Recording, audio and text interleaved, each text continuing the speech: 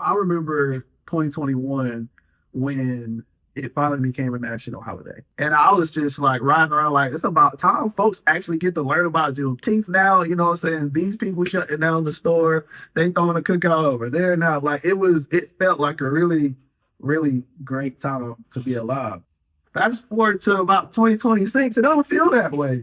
I mean, talking about 5 year span. Mm-hmm. Yeah. What a short-lived victory Mm-hmm. in terms of moving our nation's consciousness in a positive direction. Mm-hmm. Anytime white culture feels itself being decentered, Mm-hmm. there is a response, and it's not uniquely white. Like it's not a uniquely European thing. I think it's a uniquely human thing. Mm-hmm. But in our cultural context, Yeah. it shows up in sort of white supremacist, culture and ideology. So that's what it feels like we're experiencing right now. As you say, history really does matter, right? And your experiences are so different than my own experiences. Mm-hmm. And not only our lived experiences, but as we look back in history, right? Mm-hmm. When you kind of look and study like your ancestors, and I look and study my ancestors, it's a very different story. There's a sense in which the history is uniquely African American, right? Because it's our story of being oppressed and being delivered from that oppression. But it's not our story alone. This story really belongs to us as a human community, right? Because it is the reality of the oppression and struggle and, struggle for salvation and deliverance. That is the whole story of humanity in the world. And so in a way, it belongs to us as a story to tell, Right. that the rest of the church can also participate in. Just like we participate in the story of Israel's salvation. So true. One of the things that I rejoice about Juneteenth is that not only does it elevate and honor these men and women, fathers and mothers of the faith, but it also gives voice to these people who have been silenced, not only oppressed, but silenced throughout history, despite the fact that they have not only overcome the physical oppression, but this is the spiritual oppression. The fact that the slaveholders perverted the gospel to justify this evil, and yet these same heroes of the faith not only persevered, but actually saw past that perversion to the true gospel of Jesus Christ. And what an awesome time to celebrate these men and women who haven't often been celebrated or celebrated enough. Yes, on slave plantations was the Bible being misused and the literal pages ripped out. Also, utilizing folks like a Nat Turner who could read, but only giving him versions of scripture that did not teach that God was a great liberator. We see culture digging up those truths and responding to them in a way that says, well, I can't be a Christian or I can't celebrate this God of the Bible because that's how my people got the gospel.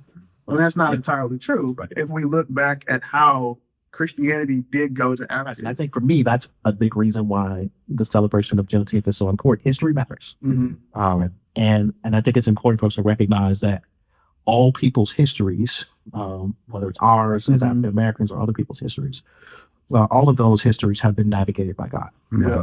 Every human culture that exists because God is the creator of all humanity. And so as the church, we should not kind of live in a way that's detached from history.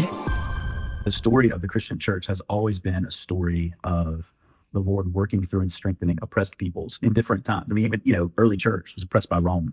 And that's not minimizing the oppression that we're talking about here with African American and Black folk throughout history, but it kind of ties us back to its original roots, right? It's always been a story of God forming, strengthening, growing an alternative community to the mainstream culture that wants to celebrate power, dominance, and really live as an antichrist community. And so these were folks on the plantations who were looking to Jesus, even if they could not read the version of the Bible that was being presented to them, they were still encountering this guy.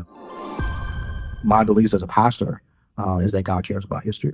I think the Bible shows that very clearly, that God cares about oppressed peoples and that he wants to deliver. So it's right for us as a church to talk about the histories of people wherever they are in the world, but especially African American culture this month.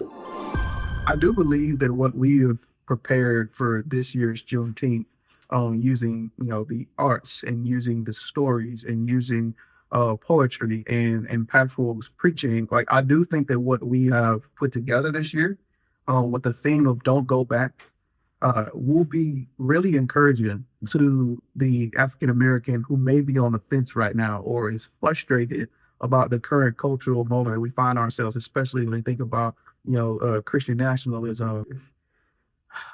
I'm not gonna call it another name, but obviously it just makes it much more challenging to find ourselves comfortable in the faith expression that held our ancestors down in these hush harbors. The faith expressions that preceded our ancestors on enslaved plantations and were in the same room with Africans who argued for the validity of the Trinity. I'm talking like the faith of an Augustine or Tertullian or all of them. And so I wanted to say that I do believe that what we've been able to prepare so far is something that will help you be reminded of why this faith is so anchoring and why it belongs to us and why it is encouraging. And so that's what we got going on this year. And so I want to encourage you all, invite everybody to come out to our Juneteenth celebration. It is at 6:30 p.m. at West Charlotte Church at Freedom. That's 1646 Toddville Road. We will be there. We'll have some refreshments. We'll have some poetry. We'll have some singing. We'll have some preaching. We'll have anything that you can think of that you need us to have, we'll have that. And if we don't, I'm going to apologize in advance, but I still want you to come. So us together, West Charlotte Church of Freedom, Christ Central Church, right here in Charlotte, going to be joining with New Covenant AME, and our brother Pastor Ben is going to bring a word. So really want to encourage you all to be there